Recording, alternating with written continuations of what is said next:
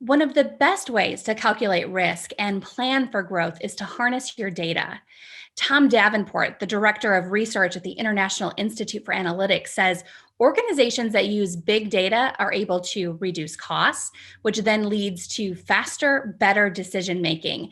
And when these businesses gauge customer needs and satisfaction, they can also create new products and services.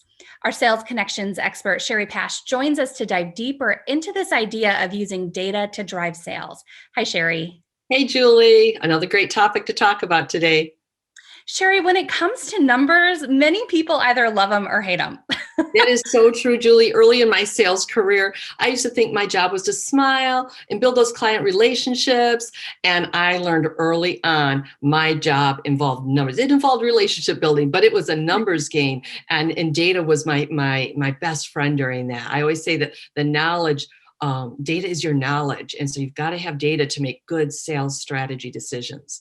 Yes. Okay. So let's soften things for the haters out there who maybe just really hate it because they're not comfortable with it yet. Where do we begin? What kind of data do we start with?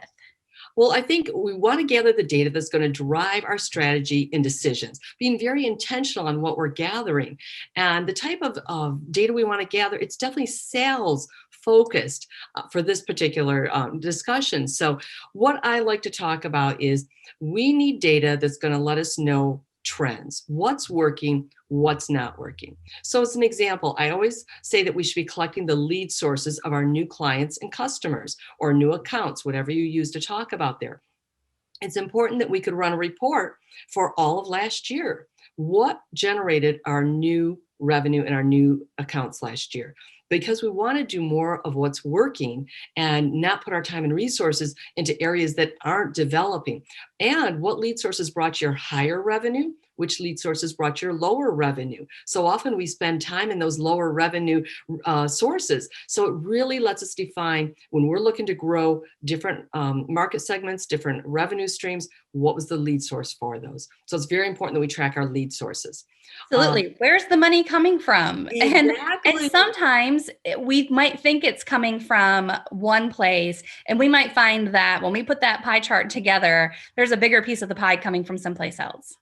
That is so true, because what can happen is your squeaky wheels, you think that's where a lot of it's coming from, but that's your lower revenue. So often it's doing that. So another thing is the prospect levels. I talk about squeaky wheels. Know your prospect and your client levels. If you don't have a system in place, I really recommend that you qualify who are your top accounts, your medium range, which is a good share of the business you do business with, and those maybe the lower level clients and customers that really are draining your resources for a very small amount of revenue. All customers are important, definitely. It's where do we spend our percent of time? Do we spend 80% in those higher levels, or do we flip it and do 80% in that lower level and 20% in the higher? So prospect levels are very important. We also want to look at our recruitment, our solicitation, our sales, whatever you call your activity. We want to look at our production activity. So we want to measure calls. We want to know, are we doing all follow-up repeat calls, or are we getting enough brand new companies or organizations called on as well? Do we have a goal for our virtual and outside appointments? Are we better on the phone? Are we better virtually? Are we better when we can be outside visiting with clients or customers in person? And what's the outcomes from each? This is where we build our trends of what works so we can replicate successful weeks or months. Doesn't that make sense? Instead of just each week figuring out, what am I going to do? Absolutely.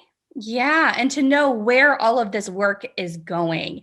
Shari, I want to ask, you've brought up some really great points of the data that we should be tracking. How do we begin to set goals and benchmarks? Like, for instance, how do you decide what goal it is? Like, once you have some of this data, Yes. where do you go from here? How do you start to use the data? You start to use the data once you have a sales team tracking their production. If I see I had 5 inquiry calls come in, I want to know that 4 proposals went out. So you want to start benchmarking by first running and tracking all of your activity, your forecasts, your inquiries, all the different ways that you measure business. Each of us does that differently. And then from there, you need to put a stretch goal on that. But you've got to get a benchmark of where you're at. So if you're not currently tracking data from even your lost business reports and things, start collecting this data today.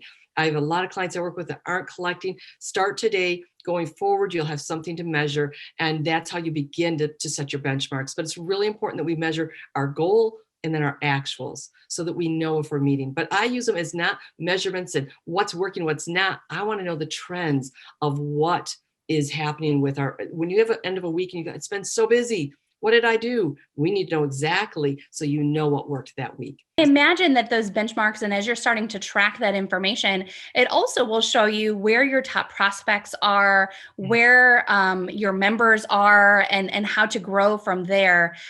So Shari, that brings me to one last thing that I want to talk about with you today, which is the tool that you use to track all of this. Your foundation is your contact management system. Whatever you call your customer database, basically. This is where we're tracking lead sources, your fiscal year of your clients. You want to know when their money starts over, so you know when to get in their budget. This is how we build our relationship and watch those trends. So the CRM is really critical piece for that. And there's so many strategies with that, fields we should be tracking.